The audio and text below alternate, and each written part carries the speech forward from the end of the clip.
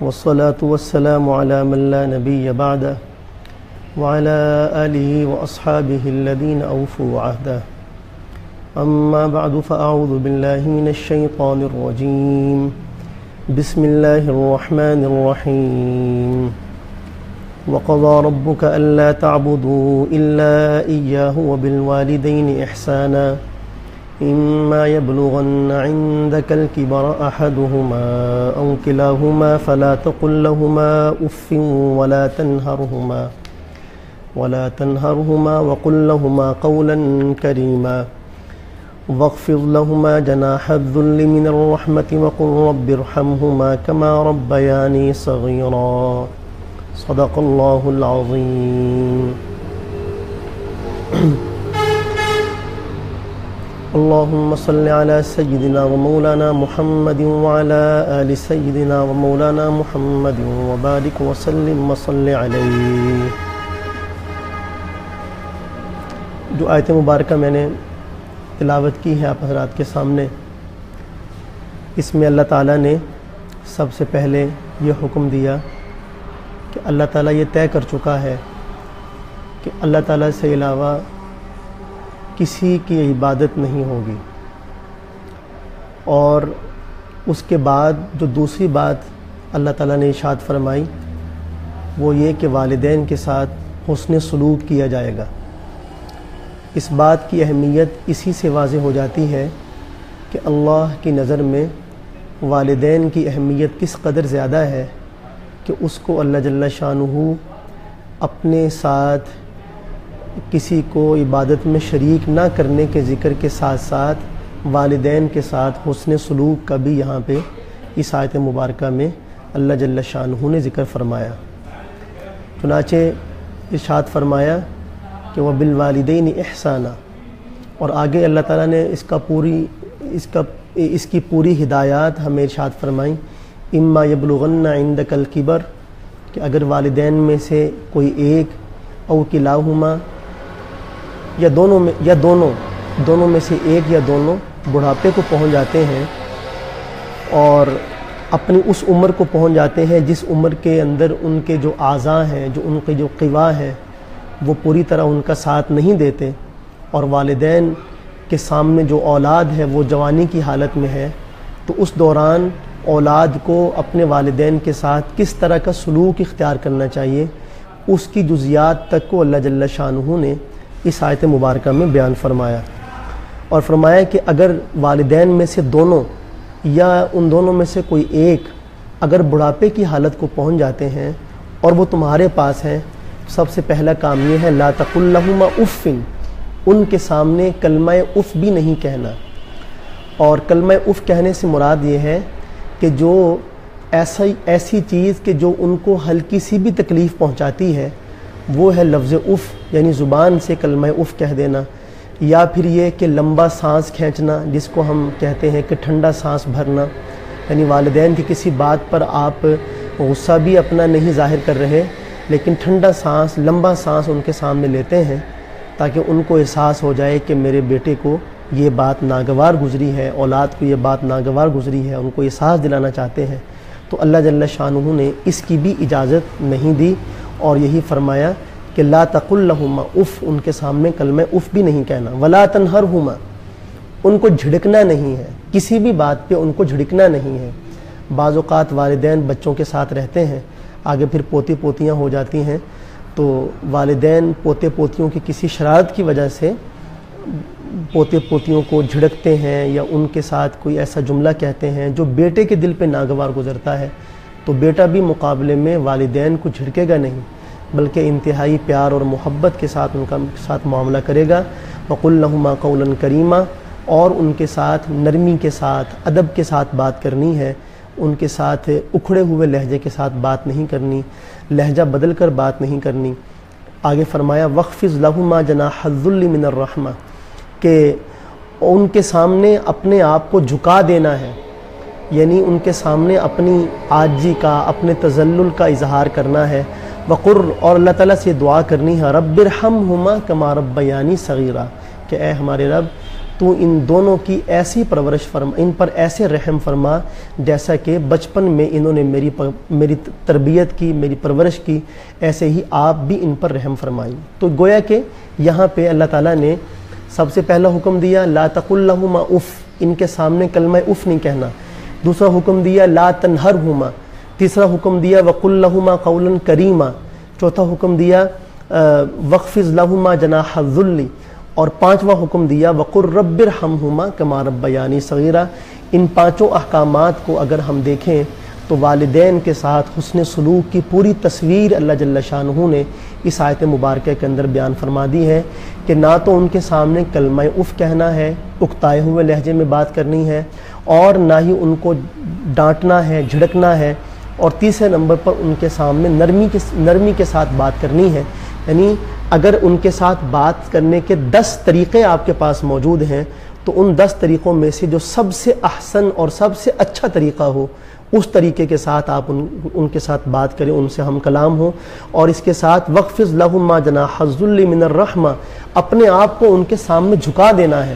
اور کیا خوبصورت بات کی ہے ایک عالم نے کہ والد کے سامنے اور والدہ کے سامنے ایسے بیٹھنا ہے جیسا ایک غلام اپنے آقا کے سامنے بیٹھا ہوا ہوتا ہے، جیسا کہ ایک حقیر غلام اپنے عزت والے آقا کے سامنے بیٹھتا ہے۔ اور اس کے بعد اللہ جل شانہ سے ان کے لیے دعا کرنی ہے، اللہ جل شانہ کی بارگاہ میں، اللہ تعالیٰ کی بارگاہ میں ان کے لیے دعا کرنی ہے کہ اے ہمارے رب، ہمارے والدین پر بھی تو ویسے ہی رحم نازل فرما جیسے بچپن میں میری تربیت کرتے ہوئے انہوں نے مجھ پر شفقت فرمائی اور مجھ پر رحم فرمایا۔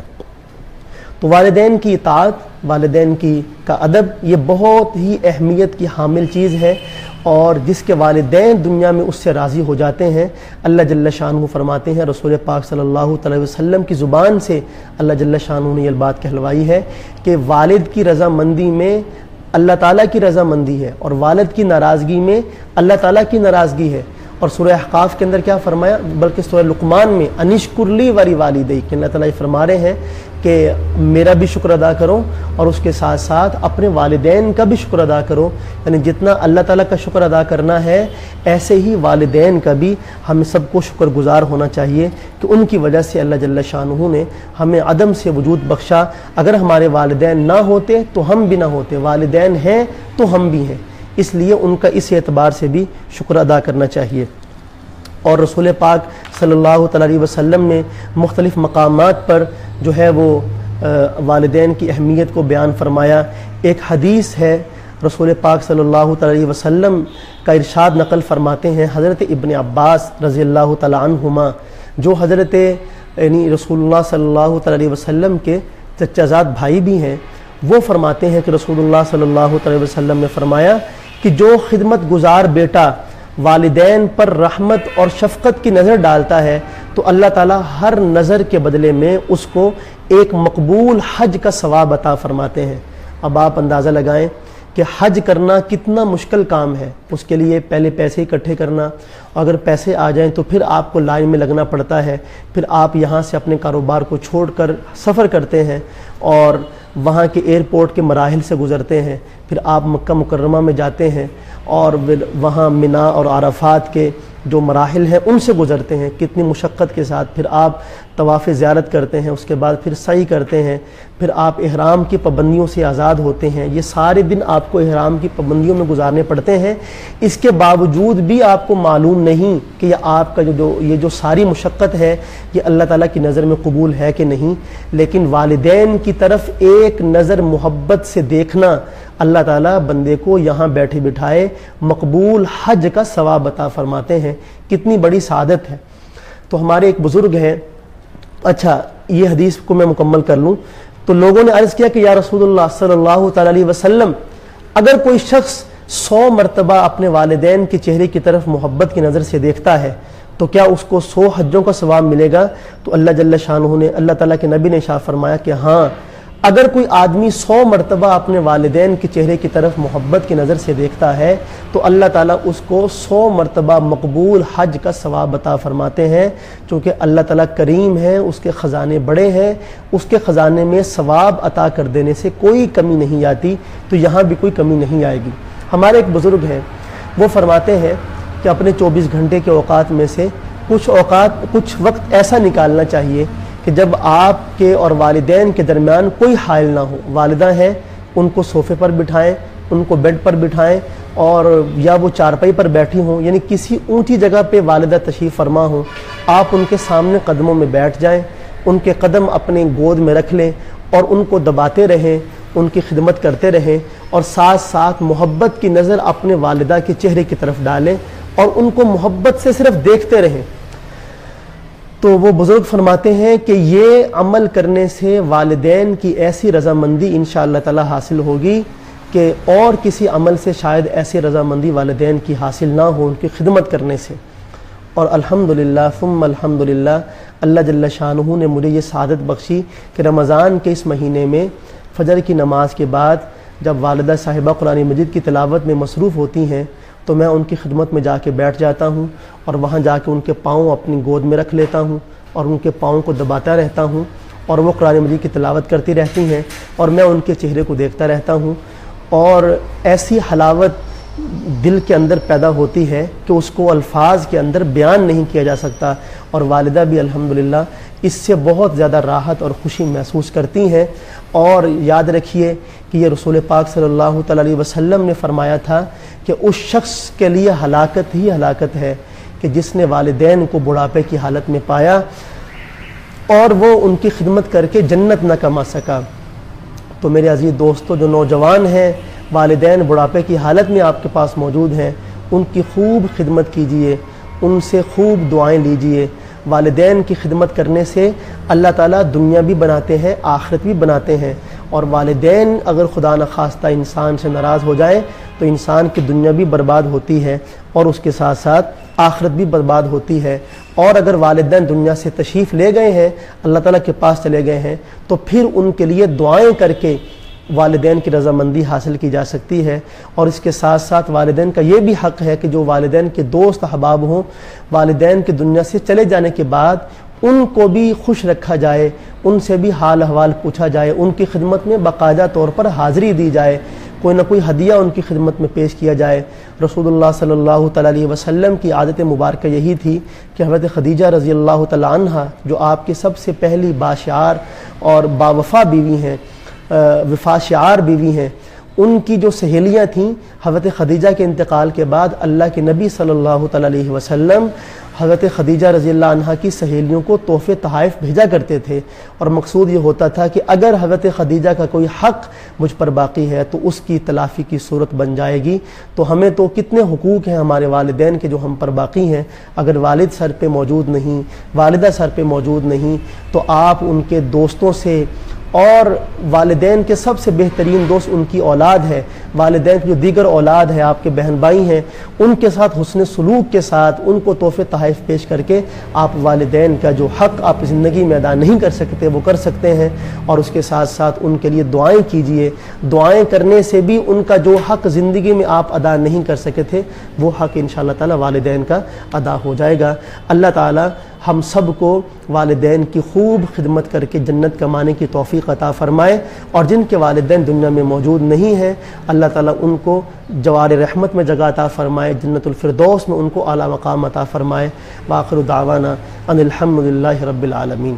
پروگرام کا ایک حصہ آپ نے دیکھا, نثر آپ کے سامنے پیش ہو گئی. اب میں نظم کی شکل میں پروگرام کا دوسرا حصہ ہم اس کی طرف بڑھتے ہیں. اور آج بھی انشاءاللہ تعالی میں آپ حضرات کے سامنے ایک نعتیہ کلام پیش کرنے لگا ہوں. آپ حضرات محبت کے ساتھ ایک مرتبہ درود پاک پڑھ لیجیے. اللہم صلی علی سیدنا مولانا محمد وعلی آلہ وصحبہ وبارک وسلم.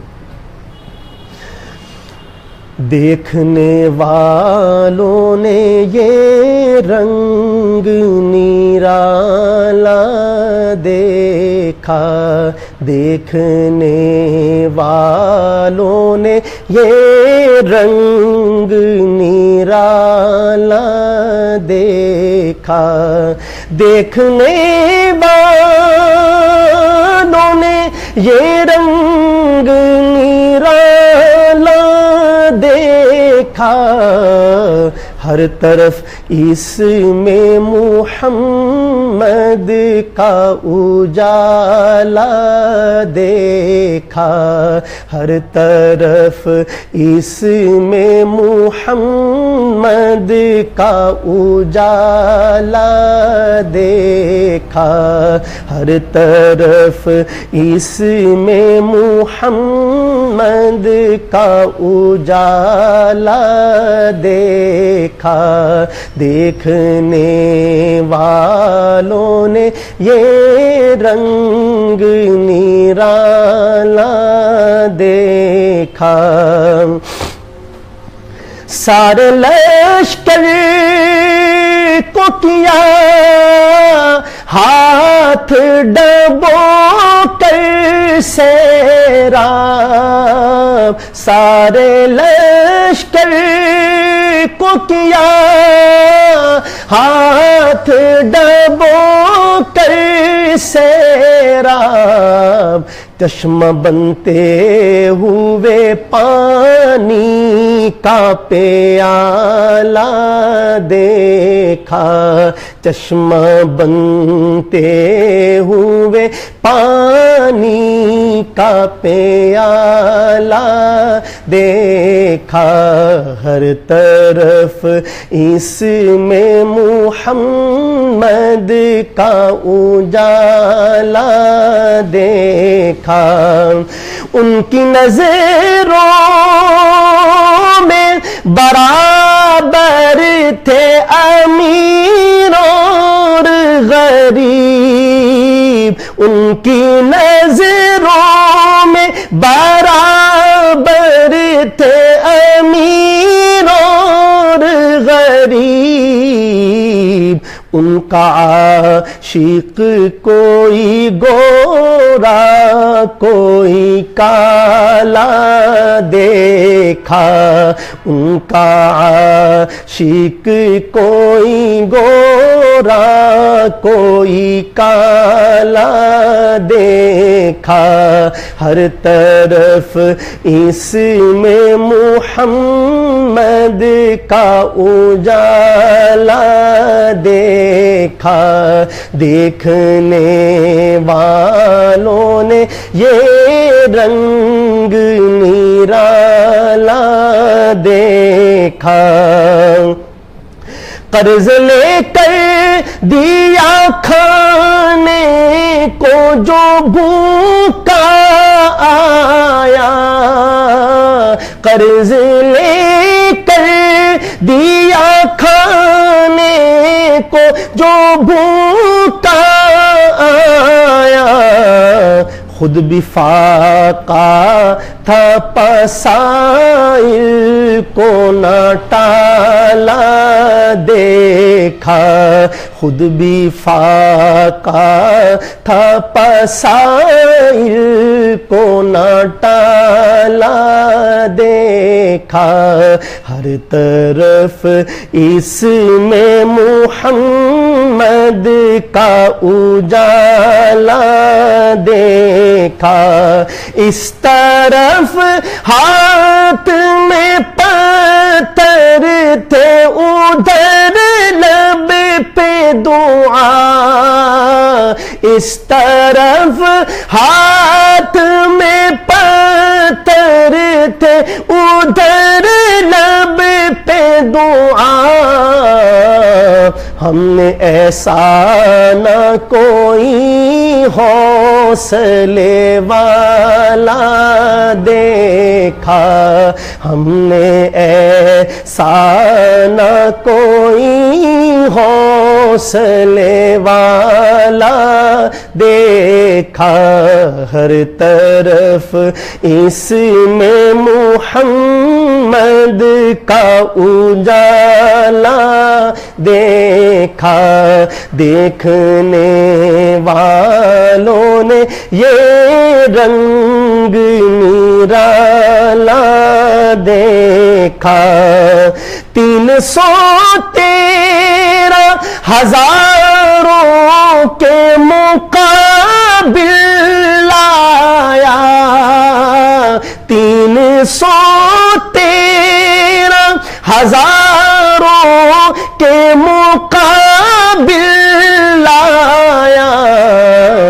پھر لڑا کیسے وہ ایک ایک جیالہ دیکھا، پھر لڑا کیسے وہ ایک ایک جیالہ دیکھا، ہر طرف اس میں محمد کا اجالا دیکھا۔ اور یہ شعر بطور خاص دیکھیے گا کہ رسول پاک صلی اللہ تعالی علیہ وسلم کی تربیت کا اثر کیا تھا۔ ایک شعر دیکھیے گا، دیکھ کر ان کو وہ دنیا کی طرف پھر دیکھے، دیکھ کر ان کو وہ دنیا کی طرف پھر دیکھے، دیکھ کر ان کو وہ دنیا کی طرف پھر دیکھے، ہم نے ایسا نہ کوئی دیکھنے والا دیکھا، ہم نے ایسا نہ کوئی دیکھنے والا دیکھا، ہر طرف اس میں محمد کا اجالا دیکھا، نام لے کر انہیں اللہ نے پکارا ہو امین، نام لے کر انہیں اللہ نے پکارا ہو امین، ہم نے قرآن میں ایسا نہ حوالہ دیکھا، ہم نے قرآن میں ایسا نہ حوالہ دیکھا۔